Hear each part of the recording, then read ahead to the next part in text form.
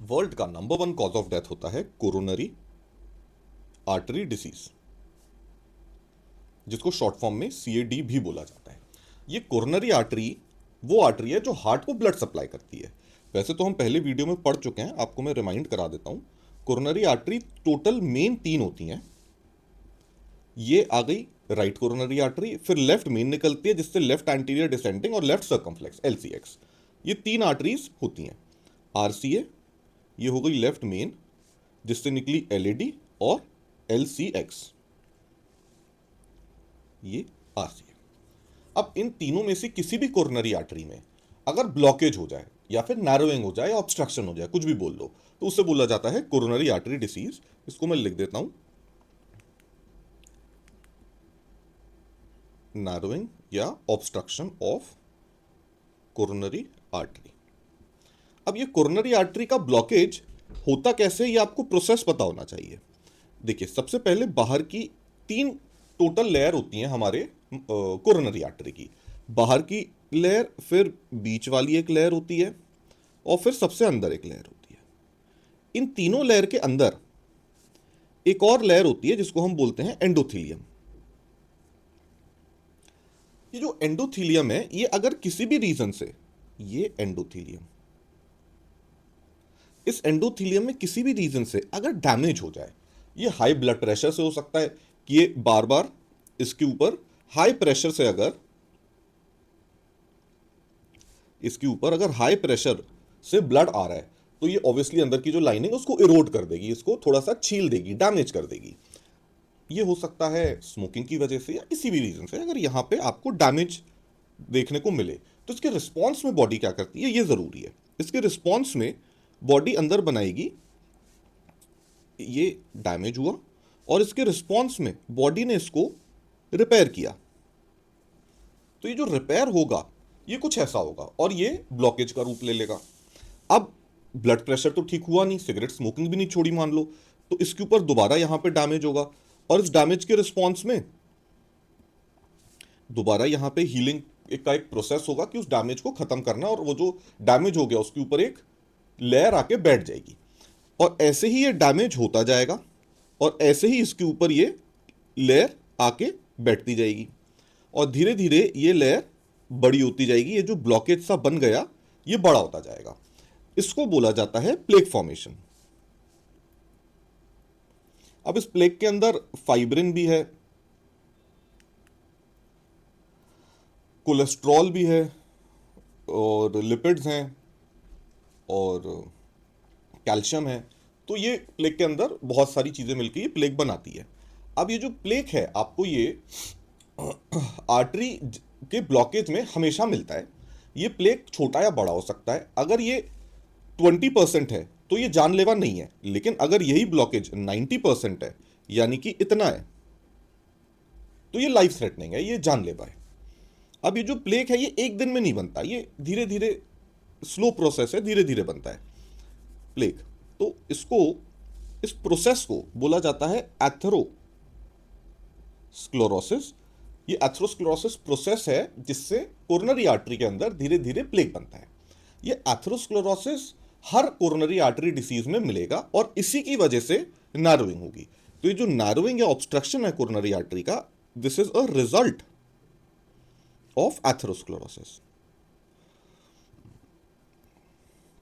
तो ये तो हो गया कोरोनरी आर्टरी डिसीज होती कैसे है। अब इस कोरोनरी आर्टरी डिसीज की वजह से होगा क्या, तो जो ब्लड सप्लाई है हमारे हार्ट का, हार्ट की मसल का, मतलब मायोकार्डियम, ब्लड सप्लाई या फिर परफ्यूजन भी बोल सकते हैं इसको, ऑफ मायोकार्डियम,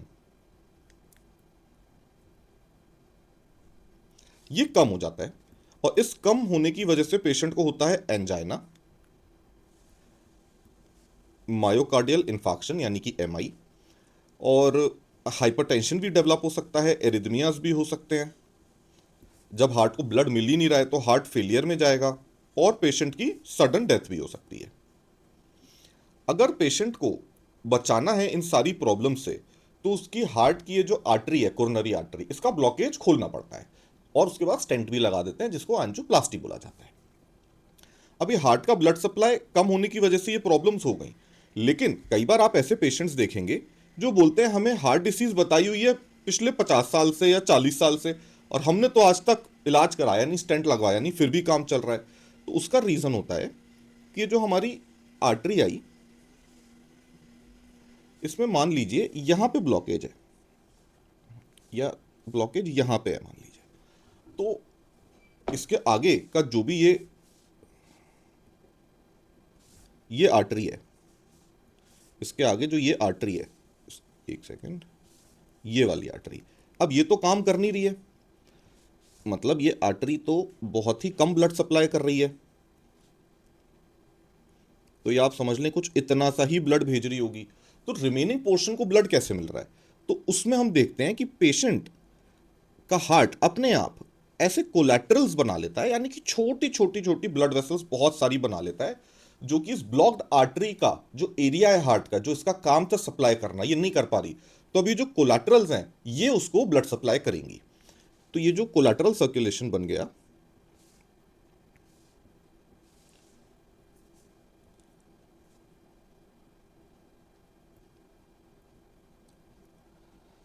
ये कोलैटरल सर्कुलेशन बनता है क्रॉनिक इश्कीमिया में। क्रॉनिक मतलब जो बहुत लंबे टाइम से चल रहा है, इश्कीमिया मतलब ब्लड सप्लाई कम होना। अगर बहुत लंबे टाइम से ब्लड सप्लाई कम है, उस केस में हम देखते हैं कि ये कोलैटरल सर्कुलेशन बन रहा है। अब मान लीजिए किसी को 1-2 साल के अंदर ये जो ब्लॉकेज था, ये बहुत छोटा इतना ब्लॉकेज था, और ये धीरे धीरे धीरे बड़ा होके, मान लीजिए 2 साल के अंदर ये ब्लॉकेज बड़ा होके इतना हो गया, तो हार्ट ने मौका नहीं दिया इसको इतने बड़े ब्लॉकेज के रिस्पॉन्स में कोलैटरल्स डेवलप करने का। तो ये पेशेंट कोलैटरल डेवलप नहीं करेगा अगर 1 या 2 साल में इस पेशेंट को सारा ये प्रॉब्लम, प्लेग की प्रॉब्लम हो गई। लेकिन अगर ये सेम प्रॉब्लम 30-40 साल में होती है, तो उसे हम बोलेंगे कि ये क्रॉनिक सर्कुलेशन, सॉरी क्रॉनिक इश्कीमिया है, और कोलैटरल सर्कुलेशन इसके रिस्पॉन्स में डेवलप हो रहा है।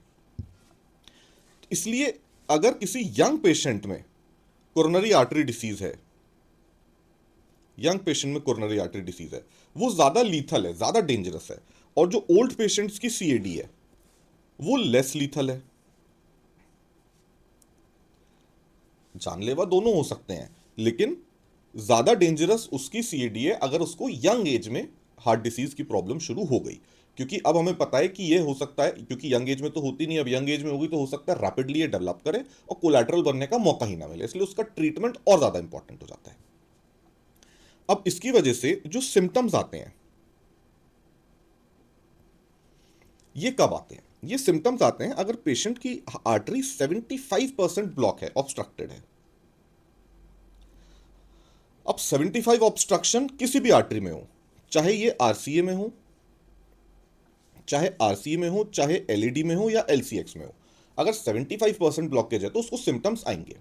लेकिन ये जो लेफ्ट मेन है, ये बहुत इंपॉर्टेंट रोल प्ले करती है, क्योंकि ये एलईडी और एलसीएक्स इन दोनों को इन्हीं लेफ्ट मेन के थ्रू ही ब्लड जा रहा है। आप ऐसा सोचो कि जो लेफ्ट वेंट्रिकल है, जो कि ये सबसे बड़ा वेंट्रिकल है हमारे हार्ट का, ये लेफ्ट वेंट्रिकल, अब ये लेफ्ट वेंट्रिकल पूरी बॉडी में ब्लड सप्लाई कर रहा है। इसका जो ब्लड सप्लाई है, ये एक लौता एलईडी या एलसीएक्स नहीं कर पाता, आरसीए भी करता है इसको ब्लड सप्लाई। मतलब तीनों मेन आर्टरी जो हार्ट की हैं, ये लेफ्ट वेंट्रिकल को ब्लड सप्लाई करती हैं, ये इतना बड़ा है। अब दो मेन आर्टरीज एलईडी और एलसीएक्स जो लेफ्ट मेन से अपना ब्लड ले रही हैं, लेफ्ट मेन की ट्रिब्यूटरीज हैं, तो अगर लेफ्ट मेन में 50% ब्लॉकेज भी हो जाए, तो भी एलईडी और एलसीएक्स के 90%, सॉरी 75% ब्लॉकेज के ये बराबर काम करती है। मतलब जो हमने ये लिखा कि 75% ब्लॉकेज या ऑब्स्ट्रक्शन ऑफ एनी आर्टरी और 50% blockage of 50% obstruction of left main, ये दोनों बराबर है, और इसमें सिम्टम्स पेशेंट को आने शुरू हो जाएंगे। हार्ट डिसीज यानी कि सीएडी में मेन सिम्टम पेशेंट को होता है चेस्ट पेन। ये चेस्ट पेन कई बार पेशेंट डिस्क्राइब करता है हैवीनेस टाइप का। हैवीनेस मतलब पेशेंट आके बोलेगा ऐसा लग रहा है जैसे किसी ने 10-15-20 किलो वजन मेरी छाती पे रख दिया। तो ये हैवीनेस जैसे भी प्रेजेंट कर सकता है। इसके साथ पेशेंट की सांस फूलती है यानी कि डिस्निया। पेशेंट को पाल्पिटेशन भी हो सकता है। पेशेंट को कफ होगा। जो कफ होता है ये मोस्टली ड्राई होता है, इसमें बलगम नहीं आता। और कफ के साथ साथ पेशेंट को हिमोप्टेसिस भी हो सकता है, मतलब ब्लड भी आ सकता है स्पूटम में।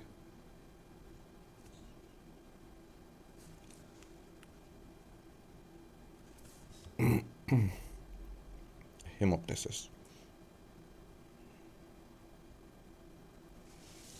अब पेशेंट कई बार आता है और बोलता है कि मेरे को ये सारे सिम्टम्स कुछ भी नहीं हो रहे, मेरे को बस एक्सेसिव वीकनेस लग रही है।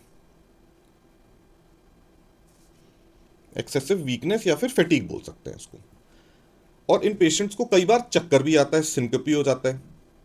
चक्कर इसलिए आता है क्योंकि इन पेशेंट्स को ये जो प्रॉब्लम है हार्ट की, ब्लॉकेज की, रिड्यूस्ड ब्लड सप्लाई की, इन पेशेंट्स को एरिथमिया शुरू हो जाता है। एरिथमिया मतलब हार्ट का जो नॉर्मल इलेक्ट्रिकल एक्टिविटी है वही बिगड़ जाती है। अब मान लीजिए यहाँ पे जो ऐसे नोड है जिसका काम होता है हार्ट की नॉर्मल इलेक्ट्रिकल एक्टिविटी चलाना, इसके पास जो ब्लड वेसल जा रही है यहीं पे ब्लॉकेज हो जाए तो ऐसे नोड के पास ब्लड ही नहीं पहुंचेगा, तो नॉर्मल इलेक्ट्रिकल एक्टिविटी जो हार्ट की है वो बना ही नहीं पाएगा। इसलिए पेशेंट को एरिथमियाज हो जाएंगे और एरिथमियाज के रिस्पॉन्स में सिनकपी मिलता है, यानी कि चक्कर आता है पेशेंट को। और कई बार जो बहुत कॉमन सिचुएशन होती है कि पेशेंट में ये इंसिडेंटल फाइंडिंग होती है, वो रूटीन हेल्थ चेकअप करा रहा होता है और पेशेंट एसिम्टोमेटिक होता है। एसिम्टोमेटिक मतलब पेशेंट को कोई सिम्टम आ ही नहीं रहा है और वो रूटीन हेल्थ चेकअप में पकड़ा जाता है। अब इन सिम्टम्स को एसेस करने के लिए किए जाते हैं इन्वेस्टिगेशंस, यानी कि टेस्ट। इन्वेस्टिगेशंस होते हैं सीएडी के। सबसे पहला तो होता है ईसीजी। ईसीजी का एसटी सेगमेंट देखा जाता है। तो एसटी सेगमेंट से हम पता कर सकते हैं कि पेशेंट को हार्ट डिसीज है या नहीं है। एसटी सेगमेंट का या तो एलिवेशन मिलता है या फिर डिप्रेशन मिलता है, और साथ में जो टी वेव होती है उसका इन्वर्जन मिलता है। यह भी हो सकता है कि कोई चेंज ना हो। तो हार्ट डिसीज पकड़ने के लिए ईसीजी कराया जाएगा सबसे पहले। उसके बाद कराया जाता है इको कार्डियोग्राफी, जिसको नॉर्मली इको या फिर 2D इको भी बोल दिया जाता है। 2D इको कलर डॉपलर भी बोल दिया जाता है। इको कार्डियोग्राफी बेसिकली ये अल्ट्रासाउंड ऑफ हार्ट है। जैसे पेट का अल्ट्रासाउंड होता है, पेट का यूएसजी होता है, ऐसी हार्ट के अल्ट्रासाउंड को इको बोल दिया जाता है। अब इको में जो हार्ट के स्ट्रक्चर्स हैं, ये ऐसा पूरा हार्ट के स्ट्रक्चर्स सारे दिख जाते हैं, वाल्व दिख जाता है, और ब्लड कहां से कहां जा रहा है और सही डायरेक्शन में जा रहा है नहीं जा रहा है ये भी देख लिया जाता है। अब मेन हमें इको में ये देखना होता है कि ये मान लीजिए लेफ्ट वेंट्रिकल है, लेफ्ट वेंट्रिकल के सारे वॉल्स प्रॉपरली कॉन्ट्रैक्ट कर रहे हैं या नहीं कर रहे हैं। अगर मान लीजिए ये हमारा लेफ्ट वेंट्रिकल है और ये आपको ऐसा कॉन्ट्रैक्ट करता हुआ दिख रहा है इको में, और कोई एक पोर्शन को ब्लड नहीं मिल रहा, तो वो पोर्शन कॉन्ट्रैक्ट नहीं करेगा या बड़ा पोर्शन कॉन्ट्रैक्ट नहीं करेगा, बचा हुआ हार्ट कॉन्ट्रैक्ट करता रहेगा।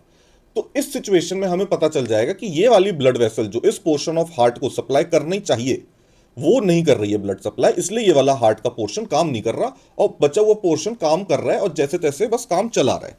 मतलब ये वाला पोर्शन मान लो काम नहीं कर रहा होगा, ये इतना पोर्शन, तो इतना पोर्शन आपको काइनेटिक दिखेगा, मतलब ये पोर्शन हिलता हुआ नहीं दिखेगा, ऐसा का ऐसा वो पड़ा रहेगा और बचा हुआ पूरा हार्ट काम करता रहेगा। तो ये तो हो गया इको। इको के बाद हम करते हैं एक स्ट्रेस टेस्ट। अगर इको में भी कुछ ना मिले तो इको के बाद किया जाता है स्ट्रेस टेस्ट। स्ट्रेस टेस्ट एक होता है ट्रेडमिल टेस्ट, टीएमटी। इसमें पेशेंट को बोला जाता है कि आप एक ट्रेडमिल पे चलिए। वो थोड़ा सा इंक्लाइन कर दिया जाता है। ट्रेडमिल मतलब ऐसा स्ट्रेट सरफेस नहीं होता ट्रेडमिल का, थोड़ा सा धीरे धीरे धीरे इंक्लाइन बढ़ाते जाते हैं और पेशेंट को उस पर चलाते हैं। अब पेशेंट का हार्ट स्ट्रेसफुल सिचुएशन में कैसा काम कर रहा है वो उसमें देखा जाता है। मतलब पेशेंट का हार्ट स्ट्रेसफुल सिचुएशन में नॉर्मल ईसीजी है, अगर किसी की ईसीजी में कोई चेंजेस नहीं है, और स्ट्रेस टेस्ट किया यानी कि ट्रेडमिल पे चला के फिजिकल स्ट्रेस दिया पेशेंट को, और इस फिजिकल स्ट्रेस में अगर ईसीजी में चेंजेस आने लगे यानी कि एसटी सेगमेंट का आपको एसटी सेगमेंट का एलिवेशन, डिप्रेशन या टी वेव इन्वर्जन या कोई भी चेंज दिख जाए ट्रेडमिल करते वक्त, तो उसको हम स्ट्रेस टेस्ट पॉजिटिव बोलेंगे या फिर टीएमटी पॉजिटिव बोलेंगे, जिसका मतलब होता है कि स्ट्रेसफुल सिचुएशन में हार्ट की जो मसल्स हैं उनमें ब्लड एडिक्वेट नहीं पहुंच रहा, मतलब कहीं ना कहीं ब्लॉकेज पड़ा हुआ है। अब अगर किसी का स्ट्रेस टेस्ट यानी कि टीएमटी भी पॉजिटिव नहीं आता तो कई बारी इको और टीएमटी को कंबाइन कर दिया जाता है और उसको बोला जाता है स्ट्रेस इको। स्ट्रेस इको में पेशेंट का पहले इको करा जाता है और हार्ट की मसल्स देख ली जाती हैं कि हाँ जी ये सही काम कर रही हैं। उसके बाद इसको ट्रेडमिल पे चलाया जाता है और ट्रेडमिल पे ईसीजी में देख लिया जाता है कि क्या चेंजेस हैं ईसीजी में। और उसके तुरंत बाद पेशेंट को स्ट्रेस टेस्ट यानी कि ट्रेडमिल पे चलाने के तुरंत बाद पेशेंट को इको के लिए दोबारा लटा दिया जाता है और फिर देखा जाता है कि जो हार्ट की मसल्स हैं, ईसीजी में तो मान लो नॉर्मल है, ईसीजी में चेंजेस नहीं आ रहे, लेकिन जो हार्ट की मसल है उसके पास ब्लड नहीं पहुंच रहा और हो सकता है एक पोर्शन हार्ट का काम ना करे और दूसरा पोर्शन खाली काम कर रहा है स्ट्रेसफुल सिचुएशन में यानी कि फिजिकल स्ट्रेस में। तो अगर इको किया पेशेंट का, फिर ट्रेडमिल पे दौड़ाया और दोबारा इको मशीन पे लिटा दिया यानी कि इको उसका दोबारा कर दिया और पेशेंट के स्ट्रेसफुल सिचुएशन में स्ट्रेस देके, फिजिकल स्ट्रेस देके पेशेंट का इको किया गया, तो उसे बोला जाता है स्ट्रेस इको। इसके अलावा जो शॉर्ट जांच है जिससे हमें पता चल ही जाता है कि पेशेंट को हार्ट डिसीज है या नहीं है, वो होता है पांव की नस में या हाथ की नस में तार डाल के जांच करना, जिसे हम बोलते हैं एंजियोग्राफी। इसको कोरोनरी आर्टरी का एंजियोग्राफी या फिर कोरोनरी एंजियोग्राफी बोलते हैं, CAG इसका शॉर्ट फॉर्म होता है। अब CAG में पैर की या हाथ की नस से एक तार डालते हैं, कैथेटर डालते हैं, ये कैथेटर हार्ट तक पहुंचता है और कोरोनरी आर्टरी के अंदर चला जाता है। अब इसके अंदर एक डाई छोड़ी जाती है, मतलब ये कोरोनरी आर्टरी है, इस कोरोनरी आर्टरी के अंदर अगर आप एक डाई डाल देंगे तो वो ऐसी ब्लैक कलर की डाई चली जाएगी। अब मान लीजिए यहां पे ऐसा ब्लॉकेज बैठा है, तो ये जो डाई जाएगी ये इस ब्लॉकेज के ऊपर नहीं जाएगी, बाकी हर जगह चली जाएगी और इसको एक एक्सरे जैसी मशीन जिसको सियाम कहते हैं, उससे हम ऊपर से अंदर अंदर जाके कैमरे में नहीं देखते, ऊपर से सियाम की मशीन से इसको हम देख लेते हैं कि यहां पे ब्लड नहीं पहुंच रहा है। तो एक्चुअली कुछ ऐसा ही दिखता है कि यहां पे ब्लड पहुंचा, यहां पे डाई पहुंची ब्लड के साथ साथ, यहां पे पहुंची और यहां पे नहीं पहुंच पाई। फिर इसको कैलकुलेट किया जाता है कि ये जो लेंथ है, मान लीजिए एक सेकेंड, मान लीजिए ये जो लेंथ है ये होगी मान लो 10 यूनिट, ये निकाल ली उनने कि जी ये तो 8 यूनिट है और ये जो है ये 2 यूनिट है। तो हमें पता चल गया कि 80%, 8 आउट ऑफ 10 यानी कि 80% आर्टरी ब्लॉक पड़ी है और 20% आर्टरी खुली हुई है।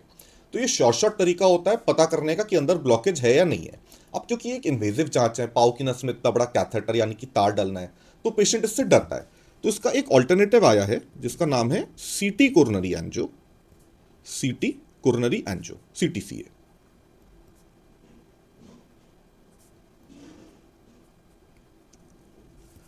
CT कोरोनरी एंजियो से भी एग्जैक्ट सेम तो नहीं, लेकिन 80 to 90% आप एक्यूरेसी से सेम जो इमेज है ये रिप्रोड्यूस कर सकते हो, ये सेम इमेज आपको मिल सकती है।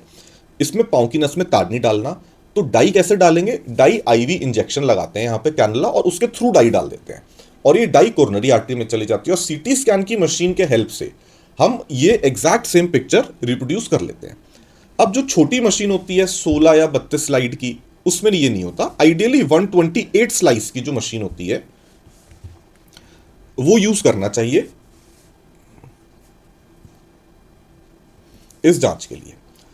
कई बार 64 स्लाइस पे भी कर दिया जाता है। जब ये जांच शुरू हुई थी होना तो 64 स्लाइस पे ही करी जाती थी। अब 128 स्लाइस की वजह से एक्यूरेसी इस टेस्ट की काफी बढ़ गई है और इसका जो रिजल्ट है, जो इसका पिक्चर मिलता है, वो CT एंजियो नॉर्मल CAG से कंपेरेबल होता है और इस पर्टिकुलर CTCA की रिपोर्ट के बेसिस पे पेशेंट की एंजियोप्लास्टी यानी कि स्टेंट लगाना है या नहीं लगाना है ये डिसीजन लिया जाता है। अब इसका जो ट्रीटमेंट होता है हार्ट डिसीज का, वो पहला तो होता है मेडिकेशन। अब देखिए अगर किसी का कोलेस्ट्रॉल ज्यादा है तो उसको कोलेस्ट्रॉल लोअरिंग ड्रग्स देंगे जो कि होते हैं स्टैटिन्स। दूसरा इस पेशेंट को दिया जाता है एंटीप्लेटलेट एंटीकोएगुलेंट यानी कि खून पतला करने के ड्रग्स, इनको हम लोग बोलते हैं ब्लड थिनर्स। आपने इकोस्प्रिन तो ब्रांड नेम है, एस्पिरिन, क्लोपिडोग्रेल, ये सारे ड्रग्स अगर आप कभी हॉस्पिटल में काम कर रहे हैं तो बहुत फ्रीक्वेंटली सुने होंगे, एस्पिरिन और क्लोपिडोग्रेल दिए जाते हैं।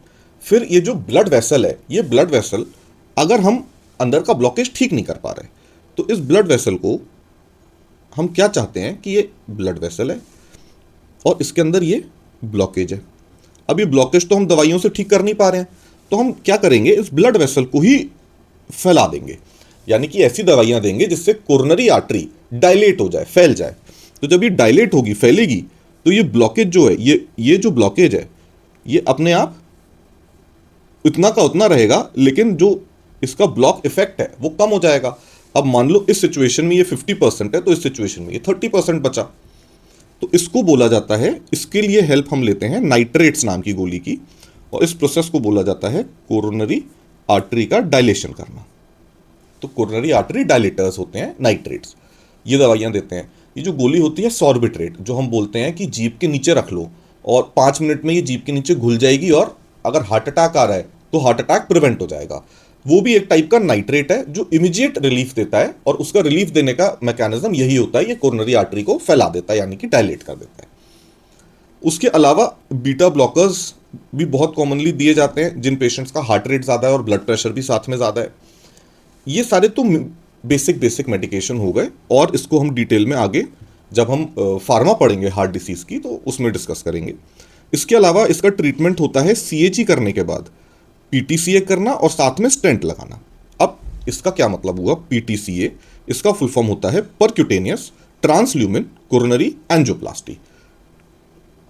तो एंजियोप्लास्टी, तो एंजियोप्लास्टी को बोला जाता है पीटीसीए, और साथ में स्टेंट लगा दिया जाता है। अगर किसी पेशेंट की एक आर्टरी में ब्लॉकेज है या 2 आर्टरी में ब्लॉकेज है तो उसको स्टेंट लगाया जाता है, और अगर किसी पेशेंट को तीनों आर्टरी में, यानी कि ये जो हम डायग्राम पढ़ रहे हैं, ये आरसीए, ये लेफ्ट मेन, ये एलईडी और ये एलसीएक्स, तो किसी पेशेंट को अगर तीनों आर्टरी आरसीए में, एलईडी में और एलसीएक्स में 70 से ज़्यादा, यानी कि 75% ब्लॉकेज है, या किसी में 80 है, किसी में 75 है, तो उस सिचुएशन में किया जाता है बाईपास सर्जरी। तो उसका मेडिकल टर्म होता है CABG, coronary artery bypass graft.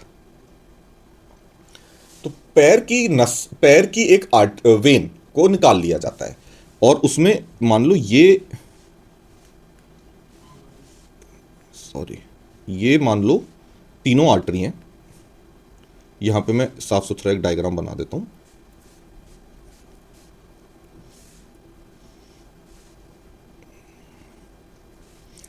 ये आर्टरी है और इन आर्टरी में यहां पे ब्लॉक है, तो एक बाईपास बना दिया जाता है ऐसा। ये जो ग्रीन कलर से बाईपास बनाया है, ये पैर के जो हमारे वेन होते हैं, तो पैर की एक वेन निकाल ली जाती है और उस वेन को यहां पे लगा दिया जाता है इस आर्टरी का बाईपास बनाने के लिए। बाईपास आप समझते हैं जैसे बीच में शहर है, हाईवे निकल रहा है शहर के बीच में से, तो ये हाईवे पूरे शहर को क्रॉस करके ना जाए, ताकि यहाँ पे खूब सारा जाम लगेगा, इतने सारे लोग शहर के बाहर से आ रहे हैं। तो इसका सॉल्यूशन होता है कि एक बाईपास यहाँ पे ऐसा बना दिया जाता है, तो इसको बोलते हैं बाईपास। हाईवे का बाईपास होता है, तो हर शहर के लिए एक बाईपास बनाया जाता है कि शहर के अंदर ना जाए ट्रैफिक। ऐसे ही हार्ट के लिए ये बाईपास बना दिया गया है।